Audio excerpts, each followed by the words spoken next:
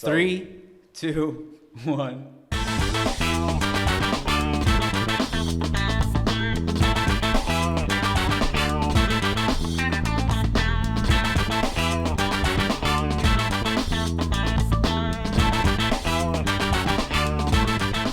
Hello, everyone. Welcome to the first episode of the We're Going 5 podcast, powered by TSH Tennis. I'm Yousef, and these are my co-hosts. Hi guys, I'm Ismaeel. Hey guys, I'm Haroon. Yeah, we have so much to talk about this week. We have Coco shining in the WTA Finals. We have Shapo back on the podium. We have Bonzi, journeyman, finally winning his first ATP title. We have the ATP Finals set. So much to talk about. To start off, let's talk about the champions of the week. Ismaeel, what do you think of Coco and Riyadh? Yeah, I have to say, first of all, what a run that Coco just had. That was just an epic run, and it was so impressive to see her. She downed Sabalenka and Swiatek on her way to the title before, of course, taking on Zheng. I mean, what can you say about Coco? First of all, she's now 2-0 against Zheng. And in the final, she had to come back from a set down and then a breakdown. And then from 3-5 down in the deciding set to win it in the final set tiebreak. It was just an awesome match. 3 hours and 4 minutes. Zheng also had to save match points to get them to the final set tiebreak. And it was the first ever third set tiebreak in a WTA Finals final.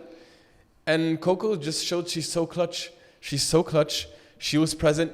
She never lost focus or energy, even when she was down. She maintained her composure. She was fighting all the way, and she was rewarded for it. It was so impressive. Yeah, she had an awesome week. It was a special week. I want to talk about, especially in the final, 15-40. She had 2 championship points, and she lost those 2 championship points. And then you think, okay, now maybe Zheng's going to take over. Nope. Back up, an amazing tiebreak. She played an amazing tiebreak to win the tournament.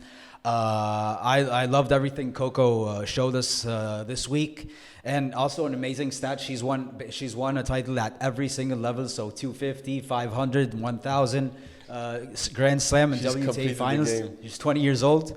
I think U.S. tennis has found their star. She's so young and she's so accomplished. I think her mental game is so underrated. I think she's matured much earlier than we thought she would mature.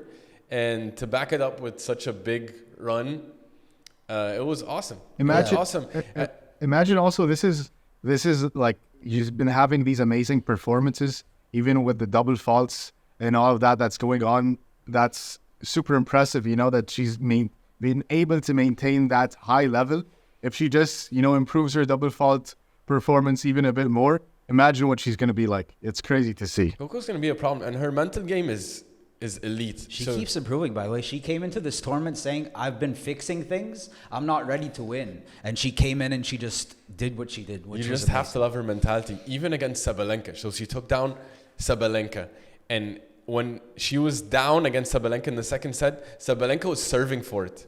That match could have easily went to a third set, and you never know what happens. She stayed there. She broke back, won it in the tiebreak, and here she is. She's champion. She's the well-deserved champion of the WTA Finals in Riyadh.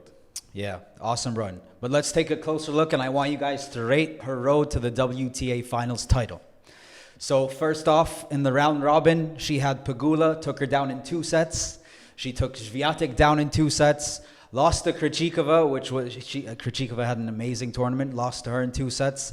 Came back in the semis, beat Sabalenka in 2. And then I would say one of the most iconic WTA finals we've seen, taking down Zheng in 3. Ismaeel, on a scale of 1 to 10, what do you give this? Solid 9.2. That was awesome. Wow, 9.2. Awesome run. Taking down number 1, number 2 in the world on your way to the title. And an on-fire Zheng, by the way, 9.2. Haroon, what would you give it? Yeah, like fully agree. 9.2 is dead on. Yeah, that was amazing. I might give it a 9.5. That's high praise, huh? I was so impressed. But it was awesome. She did awesome. It was awesome.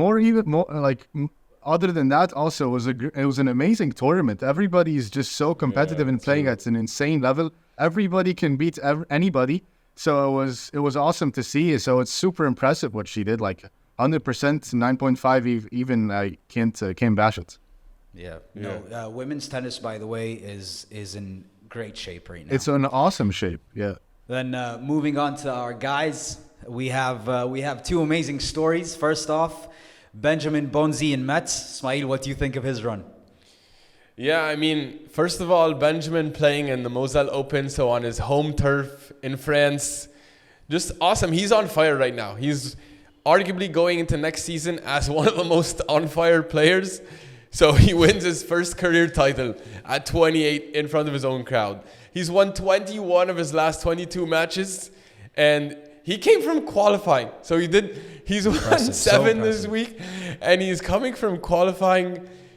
Unbelievable upsets, which we'll get to on his way to the title. He's back in the top 100. Benjamin Bonzi, take a bow. Yeah, it's awesome. I love to see guys that he's 28, wins his first title, so he's a journeyman, and he's found his way to an ATP title at this age. I just love to see these stories. They bring so much inspiration to anyone who's doing anything. Never give up, keep fighting. Who knows? Maybe next season he does something. I remember watching him against Kyrgios at the U.S. Open, and he gave him so much pain. Yeah. And even if you ask Kyrgios after that match, like Benjamin Bonzi was a problem. So maybe this is something, and we see him do something amazing in the coming season. Who knows? His game's solid. He moves really well. He strikes from both sides with power. He's looking good. Yeah, he's made 5 finals this year, and he's won 4. He's won 4 titles, but 3 of them were challengers. But still impressive. Like, he's mentally strong. He's able to go deep in tournaments.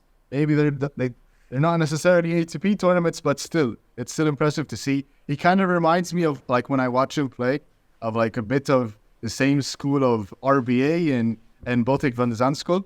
Also, it's like similar kind of vibe. He's just he ducks his head down. He's consistent, and also he made the French crowd happy, and he was rallying with them. So it was fun to see, and he has some really good game. French crowd showed up, and by the way, they always do, don't they? They're awesome. Do. The French crowd. We saw what was happened awesome. with Humbert last week in Paris. We saw so many with Pericard, the French crowd. Bonzi was carrying himself with a lot of swagger, by the way. Like, he was walking, like, even when he was down a set, for example, to Mickelson, he was never out of it. You felt like he was going to win the whole way. That was impressive. Then let's take a closer look. Actually, I did feel he was going to win the whole time, but he surprised me because that's how great of a level he was playing at. Yeah. Then let's take a closer look at this run.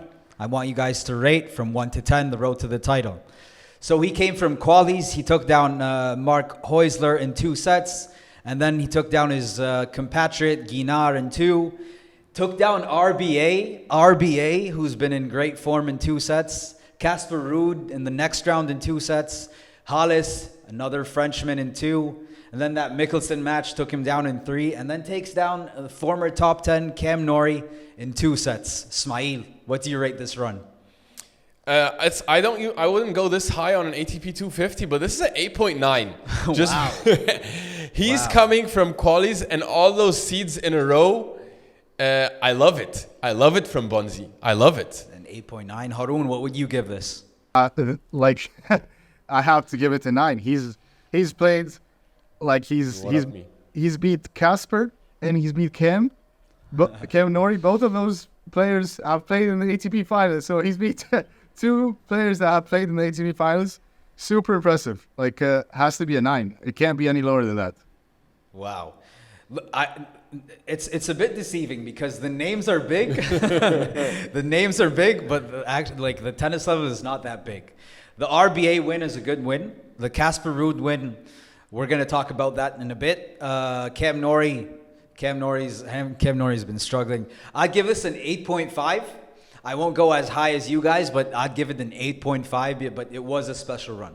That's fair. By the way, Benjamin Bonzi has been ATP level-wise, he hasn't been having that many wins. So for him to come on and win this title, that's, and to beat these guys, even though maybe the level of tennis has not been great, but these are still big names and you have to respect them.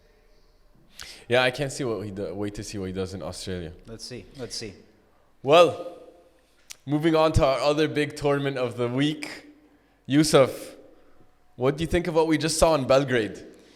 Denis Shapovalov, when he's playing his best tennis, man, is he fun to watch. Welcome back, Welcome Shapov. back, Shapo. Welcome back, Shapo, winning his second career title in Belgrade, first since 2019. So that's 6 years. Basically, he hasn't won an ATP title, which is unexpected from what we expected from this guy.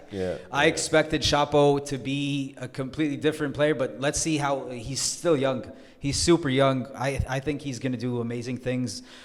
Still, if he finds his form and he finds his confidence again, great player coming all the way from the qualies, also amazing.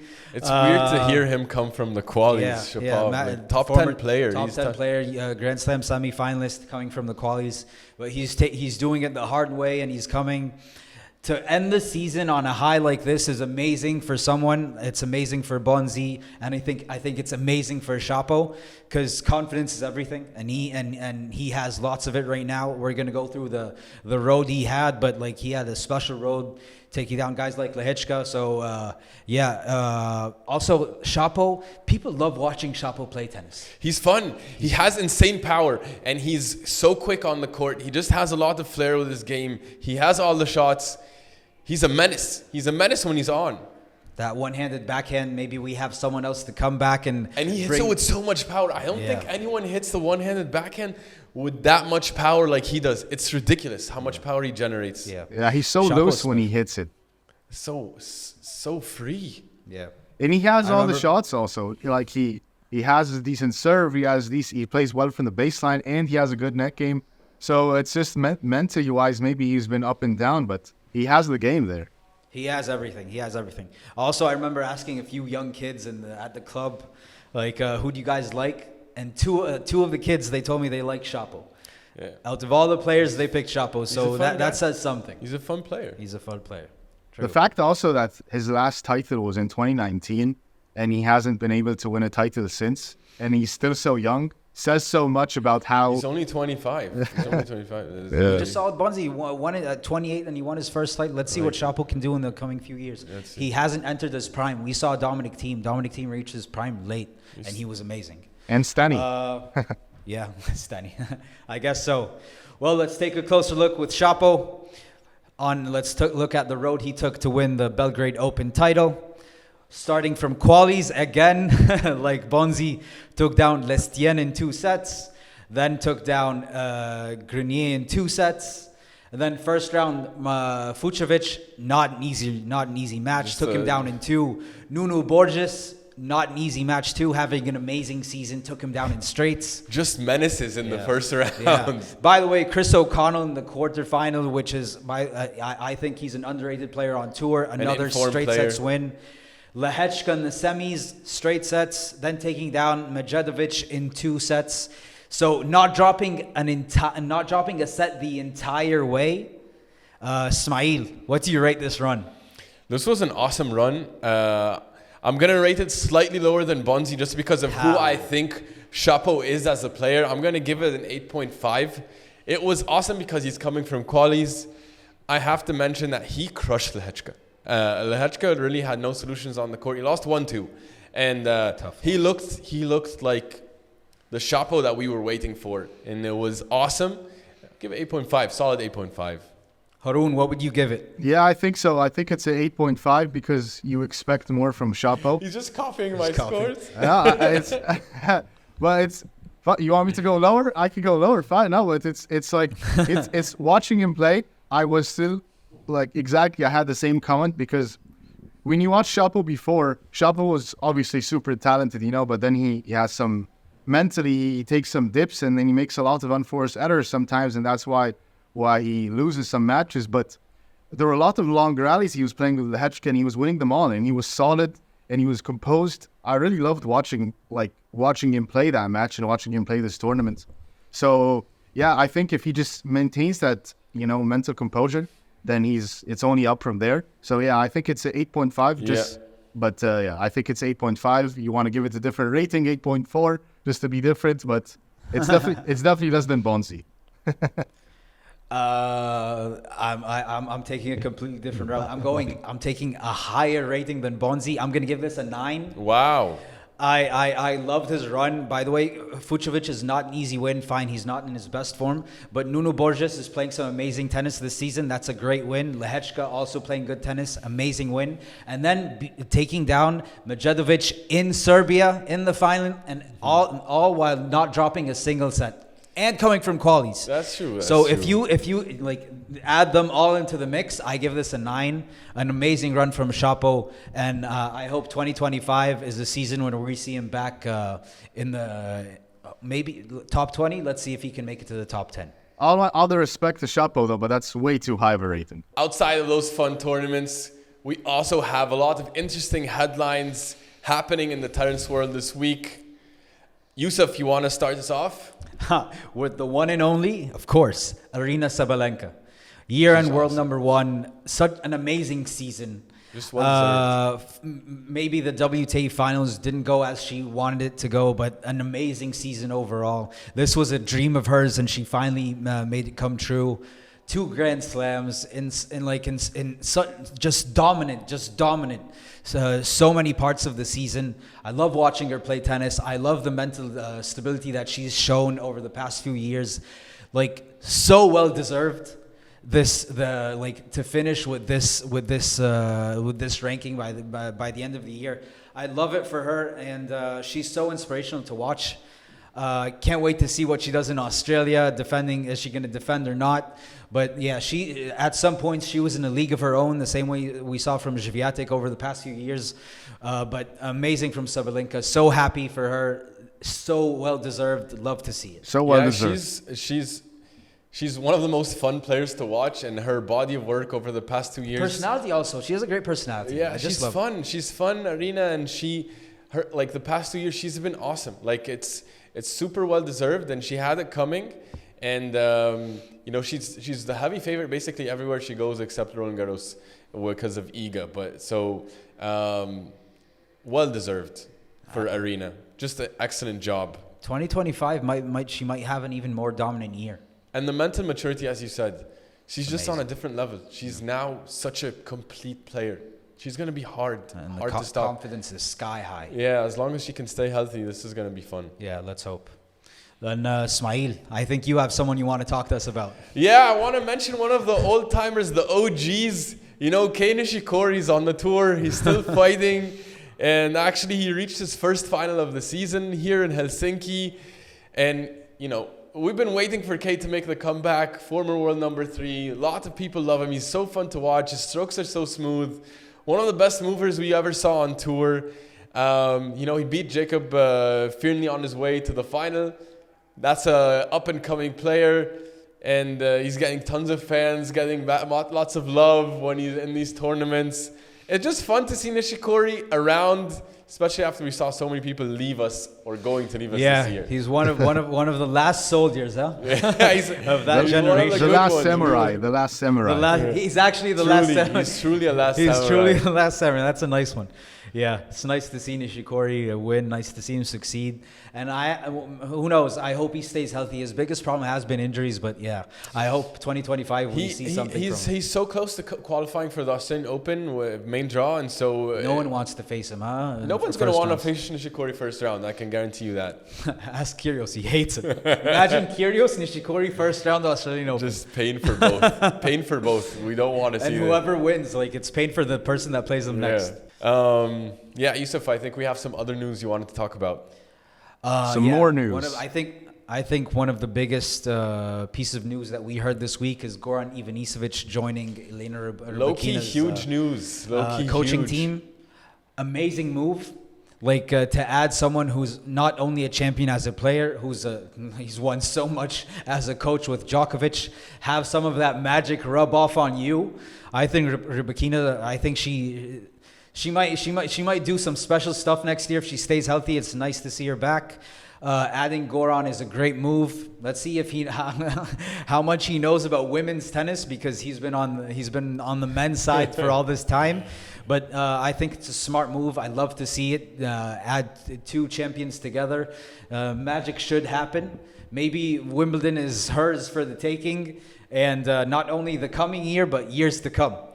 Yeah, so first thing, Goran was looking for a different challenge. He wanted a completely different challenge other than Novak. He said he had many options actually on tour, and then he picked Rybakina. He felt that was the best match. I think, number one, she's going to have Wimbledon is going to be probably her tournament because Goran, that's his thing. You would think. And you would think he's going to give her a lot more Wimbledon. He believes he can bring more Grand Slams to her. And he says there's a lot of areas in her game that he knows he can improve. I'm excited to see what that is because already Rybakina is awesome. So she just beat Sabalenka in the WTA Finals. So she beat the world number one. Where else can she go? In terms of women's tennis, men's tennis, I think Goran knows tennis. I'm not really worried about him transitioning to the women's tour. And I think it would be a mental thing more than like anything else. I think so. I think just how to deal with like female tennis players instead of male tennis players. The psyche's different. Yeah, maybe. So but tennis is tennis. I think Goran's gonna do. I think it's an awesome addition. He's arguably one of the best coaches of all time. The number of Grand Slams he won with Djokovic is ridiculous. Yeah. You guys Awesome remember when Rybakina won her Grand Slam and what she said, like what the feeling she felt, like she was relieved that the match was over, not that she was happy. Maybe that's something also that Goran was going to add. Like maybe that he's going to add some more, excitement, some more fun aspect into the game. So and that's what she's missing. Like more, she has everything. It's so fun to watch her play. She's Sabalenka's kryptonite. Yeah, it's going to be fun to see what Goran does. I think we're going to see something interesting. Yeah. Looking forward to it. Lots of amazing headlines heading into 2025. Yeah, it's awesome. Anything else you guys want to talk about? Smiley, do you have something? Yeah, because I mean, the big story of the week is Djokovic's not playing. He's not going to play the ATP Finals. Yeah. And sad news. It's sad for us as tennis fans because we wanted to see an epic tournament like we saw last year, and also want to see him compete with the top guys. And well, guess what? Djokovic actually, it's not so sad for him though, because number one, he's going to rest his knee. He's going to get some recovery. He's not going to drop out of the top 10. So that was the big concern for him, because what's that going to mean for his draws? In fact, he's only going to drop to number 9 at worst. So let's see how these ATP finals play out. So that's not going to affect his Australian Open seeding. And he's going to avoid Sinner and Alcaraz before the quarterfinals anyways. So, and that would be the same if he was a 5 to 8 seed. So really, he didn't have much to lose. Wow. And Didn't know that, by the way. Yeah, and so it's good deal for him because he needs to. He wants to rest the knee, and I think he needs to gear up. There are probably some tweaks he's going to have to make to his game to see if he can compete with Alcaraz and Sinner in best of 5. And Australia's his home. He said he's coming back, all guns blazing. Yeah, that was awesome. So problems for everyone coming 2025. Yeah, him missing the ATP finals was it was sad, but knowing Djokovic, he calculated every single thing. Yeah. That was a calculated decision, and he knows what he wants. And him missing it, everything you said, he probably knows that 100%. Yeah, he knows. In Novak we trust. He knows what he's doing, and he's back. I bet he's already in full off-season mode because he was in the Maldives 2 weeks ago. Yeah, so Sudoku. He's done with that. He's now move on. I bet, Yeah. and so I'm excited to see him on in. I'm excited to see him next in the next year. All right, moving on to one of our favorite segments, biggest winner of the week. 7 Australian Opens, 15 slams. Not too bad. Not too bad. So Yousef, who do you got? So I have 3 biggest winners of the week. 3 But winners. they're all going to be bunched in one. Okay? So we have Ruud, Rublev, and Demon. Yeah. They are by far the biggest winners of the week. They went into this week with maybe the most amount of stress they've had the entire season. They were so worried. They have an amazing season. Then the biggest reward is making it to the ATP Finals in the end. Yeah. And then, oh my God, all of a sudden, maybe you're not going to make it. Yeah. So they all decided, okay, I'm going to France. I'm going to Serbia. We're going to play these tournaments. I need some points. And then Djokovic gives them the biggest gift you can give anyone. They're like, I'm done with the season. Peace out. And this is over. And so it went from having a super tense week to having maybe one of the most relaxing weeks of their season. Maybe not super relaxing, but relieved. No, but like in comparison to how the week started and how it went, like it changed over the next 2 days. So those are the biggest winners. Though to me, they're the biggest winners of the week. Welcome to the ATP Finals, the Demon. Haroon, I know you would be happy. Let's go, Demon. Let's go, Demon. I told you. Demon's out. Who do you think you are? I am. Amazing season for Demon. It's nice to see him cap it off with an ATP Finals ticket. Rublev, super consistent. This is his 6th consecutive, I think, ATP Finals. Awesome. Sixth or fifth. Sorry, don't remember exactly. Amazing for him. But hasn't been the best end of the season. But the ATP Finals is that if you get a ticket to the ATP Finals, it means you had an amazing season overall. And these 3 guys had amazing seasons. Ruud during the clay season was a menace. Rublev during also ups and downs, but overall amazing season. And Demon, I think he had an amazing season from start to end, then injury in the middle, and then he came back. So these guys are my biggest winners of the week. Yeah.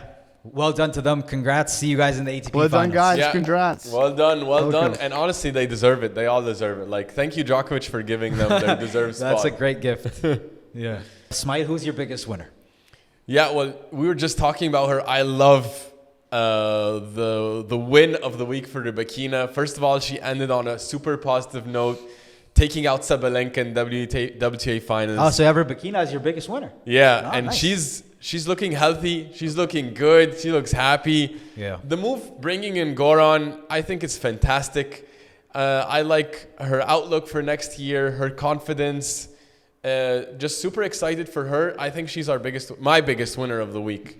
I can't disagree. That's an amazing going into 2025, taking down the world number 1. Even though you've been off for a few months, trying to get back, I guess not only physically but also mentally. We don't know exactly what has happened with her coach. We're yet to find out.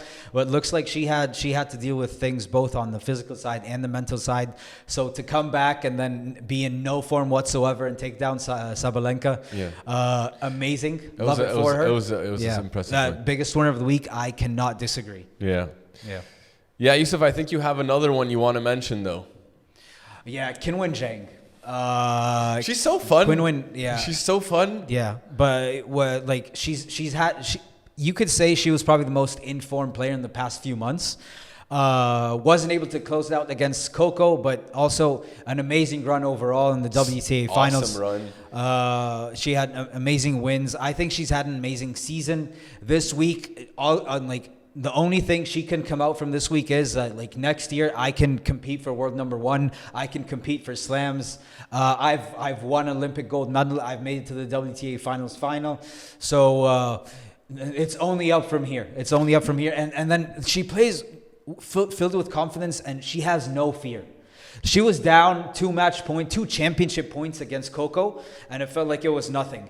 Playing so free, playing so clean, hit from both sides, forehands, backhands. She's going for everything. Well done to her. Amazing week. She is also a biggest winner of the week. Yeah, I have to say also, this year, the second half of the year, Zheng has arrived. Yeah. She's now arrived. She's a top player on the tour, and everyone's going to have to look out for her. I love her backhand. I don't know. I just love her backhand. She just swings so freely through the backhand, and she crushes it. She goes cross court with her backhand.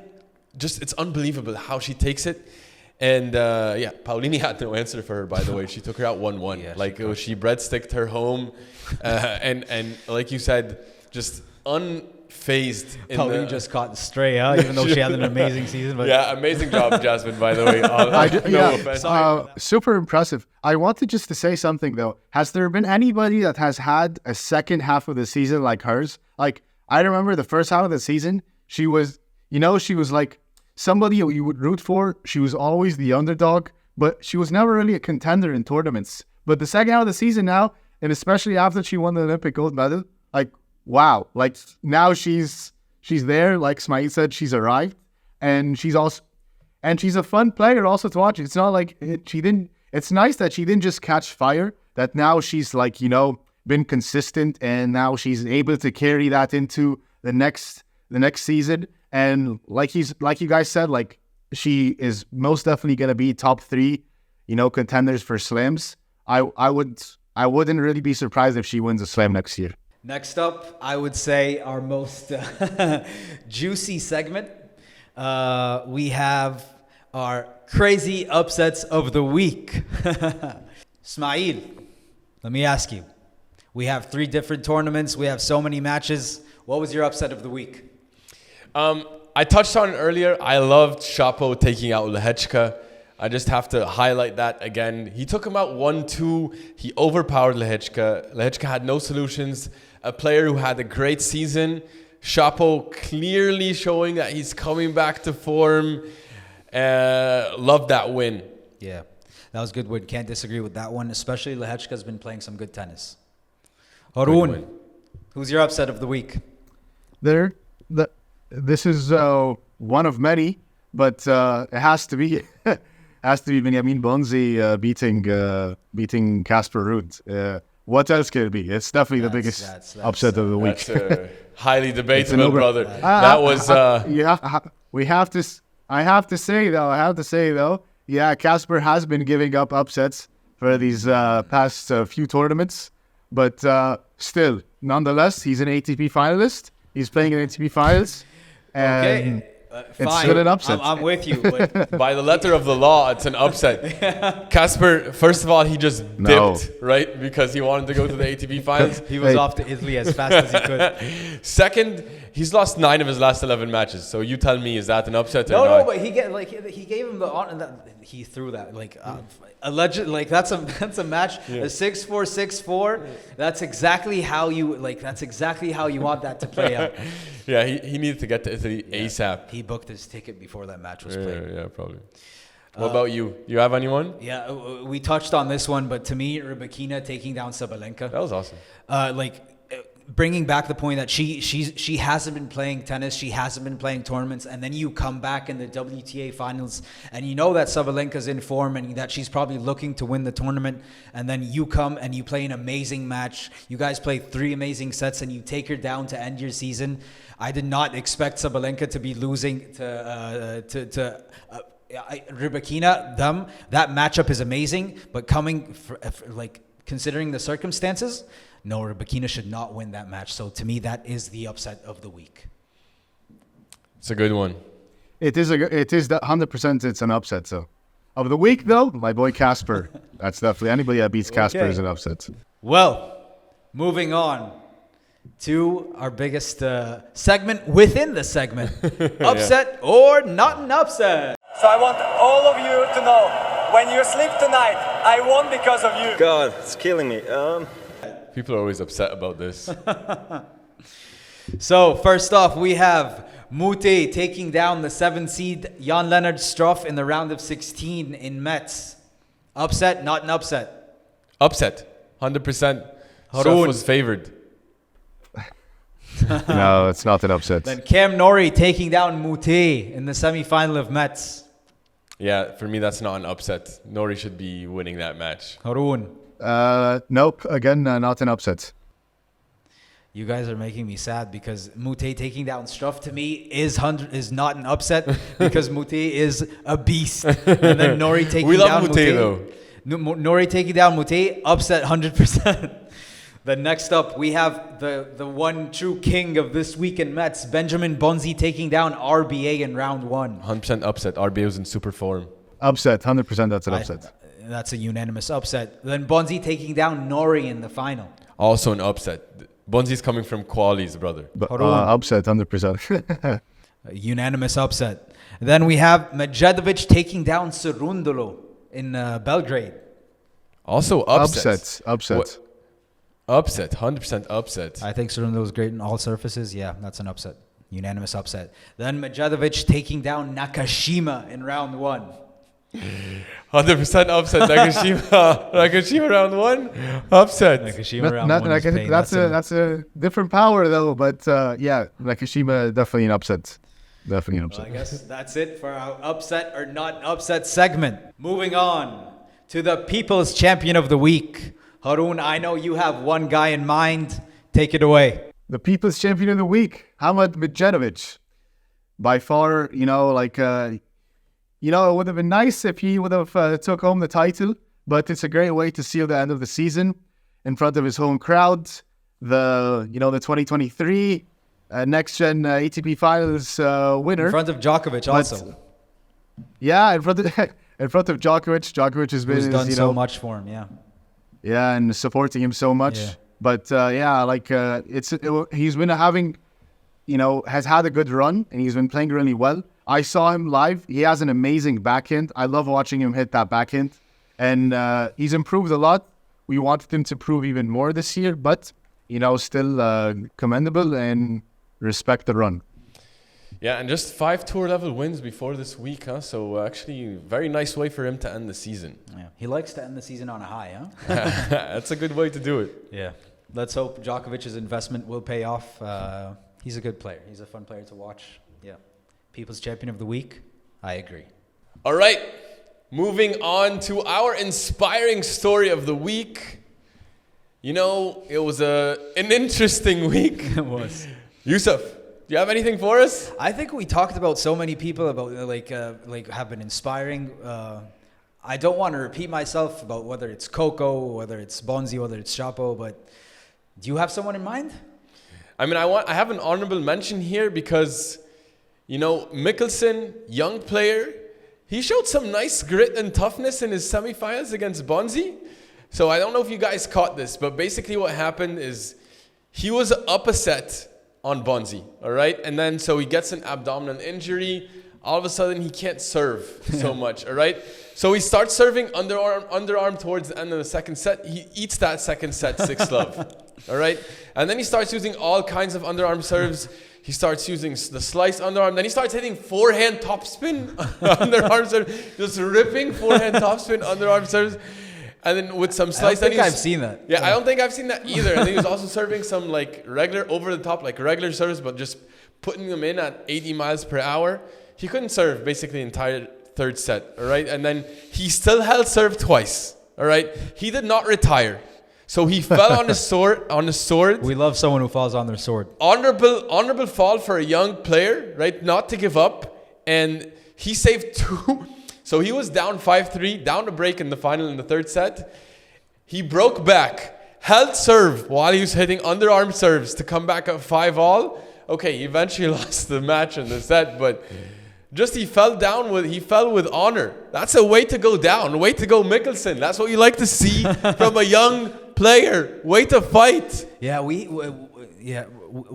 I feel like in the past few years we haven't seen these guys fall on their sword that much. No. Something we've been accustomed to seeing from the big guys. So to see someone fall on a sword like that, hats off to you. Thank Alex. you, Mickelson. Bring back the grit. Well done. Yeah, it was nice. All right, moving on to another of our favorite segments. Cool dude moment of the week. Oh my God, so much energy in this return. I love it for my story, Rog. Oh my God. Go. Yousef, I think we have some good ones. If you ask me, there's only one. Djokovic went to a game in the EuroLeague this week, basketball, people that don't know, and basically had the entire stadium started chanting his name. So iconic. And I was watching that video, and it was it gave me so much emotions. Goosebumps. I had goosebumps. I had goosebumps watching the video. I don't know what that. I got goosebumps, and it wasn't even to me. Imagine him. He's walking into the stadium, and then that's how they greet him. I love to see these guys get the love that they deserve within their countries.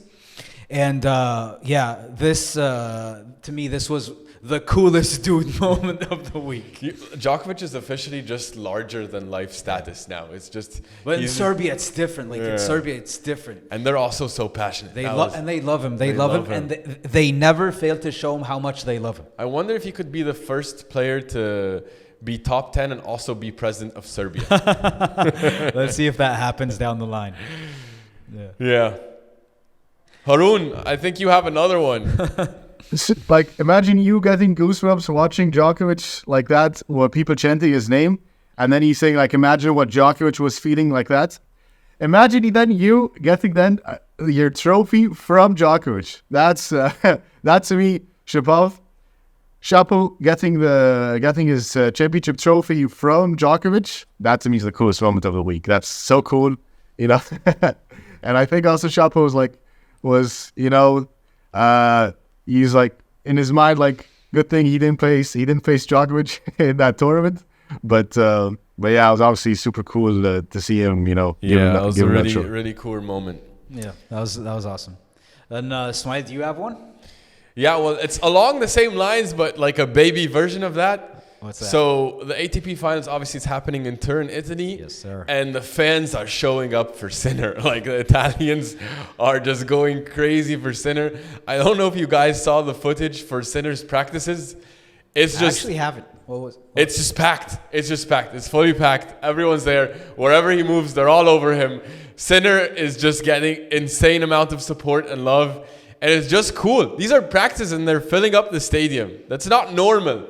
Not normal. We've only seen this for Big Three. This is not normal, and he's unlocked something that I don't think the younger players or anyone else has ever unlocked. It's super cool. Alcaraz probably, but yeah. That's awesome. That's awesome. Super cool. All right, moving on to our favorite segment. Spicy or no spicy? A little bit spicy. Sorry, not as spicy at all. Yousef, start us off. So I won't say I take a shot, but I just let me highlight my boy here real quick, Andrei Rublev. So obviously we all know that he got his ATP Finals ticket. Yeah. But he was on court. He played against Sonego, beat Sonego. He beat him. Yeah, he won his match. But then like the news that came out was like, okay, instead of because you have to use something other than, okay, I'm leaving now. This is no longer worth my time. They said, he has an injury. I don't know how significant that injury was, but he has an injury and he's gonna go to Turin early so he can rehab and see if he'll be able to play the ATP Finals. The injury that he had was a plane to Turin. We need to take care of that plane. Yeah, so we need to find a nicer way to cover these up. But that was, to me, that's like. I mean, they were just probably happy Rublev showed up anyways. I guess he got to play a match. I guess so. But yeah, to me, that was my spicy, no spicy moment. Yeah, but do you guys have anything else? Do you have one? Nope. Haroon, do you have anything? No, nothing. All right. We have lots to look forward to next week. Yes. The biggest week of the year for the top guys. Yes, sir. ATP Finals are here. Guys, I want to know your picks. Who you got? If you ask me, I know maybe I don't know what the obvious pick is, but I'm going to go with maybe the hottest player on tour right now, Sasha Zverev, coming off that Paris Masters win. I think he's playing with so much confidence at the moment. That's a good pick. He's won it before. This isn't his first rodeo. He knows what to do when it comes this time of the year. Even though you have other guys that you would maybe put ahead of him, I'm going with Sasha Zverev. That's a good pick for the ATP Finals title of 2024. That's a good pick. You know, I like Sasha's motivation. He looks hungrier than ever. He does. He was coming. He won Paris and then he was back on the practice court. Who does that unless they have their eyes set out on the title? Exactly. Love what I'm seeing from Sasha. I like how hot he is right now. That sounded wrong, but he's looking very good. I do want to add though something because they were asking Goran. They asked Goran who can compete with Alcaraz and Sinner, and he said outside of Djokovic when he's ready. He said Zverev. They asked him Zverev. He said I don't think Zverev can compete with them. So he thinks that Sinner chip and Alcaraz on the shoulder. I love someone with a chip on their shoulder. He said Sinner and Alcaraz are above everybody else, and he did not give Zverev any credit. So we're gonna test him here. And Smite, who's yours? Yeah, Sinner. I have to go with Sinner. You have to go with the Number obvious one pick. player, You just kept amazing praising- season. you just kept praising He's Zverev playing so at he home in takes Italy. Sinner. He's done it last year. He's been there practicing for a while now. Like, it's hard for me to make an argument for anyone else. I'm going to go with Sinner. Oh, the safe pick, huh? It's not the safe. I just think it's him. Fine. Then Haroon, who do you have? He was just hyping up Zverev, and then he takes Sinner in the end. It's a smart move. Who would you take? Who are you taking? I can't take anybody else other than Alcaraz. Always Alcaraz. He's Alcaraz is just a dangerous player at any time. He's Taking Alcaraz is a good pick at any moment in any time. So this is How can you ever argue against the most exciting player in tennis and in sports for me? it's crazy. All right. And by the way, Alcaraz has not. He didn't win this title before, so also he wants to win it. So if he lost it last year, and there's more actually that he has a bigger chip on his shoulder than Zverev has because Zverev already won it. So Alcaraz is hungrier. So that's also more exciting. So it's coupled with what everything that he's already done until now, and now he has a title, a big title that he still didn't win. How can he take anybody else? All right. Well, you guys got to make your picks. How about who's your dark horse of the week? Of course, there are no real dark horses at the ATP especially in Finals. the ATP Finals. They're all special, but who do you got for dark horse of the week, Yousef? I'm not going to speak much, but I'm going to say Taylor Fritz. I think Taylor Fritz might be doing something this week. He's back to his normal hair, done with the blonde era. Taylor Fritz this week. If he might surprise us. Let's see. Haroon, who do you have? I think that, like you were saying earlier, the Chip, your biggest winners of the week with Rublev and Demon, with Alex de Minaur and also Casper. The fact that they got just automatic free entry because Djokovic bowed out, that relieved a lot of pressure off of them, and now they're going in with some excitement. So I think Demon is going to shock us. I think people that come on, sometimes like their first appearance, they shock us in a way. So I think Demon has been playing really well. And I think he's going to shock us. Who do you have? Yeah, I'm going to take Rublev just because he's had a very solid season. You guys already took some good ones. I think, He shined a few times, huh? He's shined a few times. He's due. Also, Rublev is due. He's due. So I'm going with him. If you ask me, I want to see that. He's I my boy. want to see it. So he's been there before. He knows how to deal with the pressure. It's not his first rodeo. I'm going to take Rublev here. That's nice. Well, Exciting stuff. that's an amazing lineup we have. An amazing week ahead. Super hyped. Super hyped. All right, guys. That wraps it up for our first episode of the We're Going 5 podcast. Let us know what you think about our picks, about our comments, and we look forward to seeing you every week here on the show. We're Going 5. See you next week, guys. Let's go. See you guys. Thanks for watching. Thanks for listening. Follow, like, subscribe. Subscribe. I don't know where it's supposed to be. Subscribe. Follow, like, subscribe. Do the thing. We did it. Have a good night. Good night. Very good night.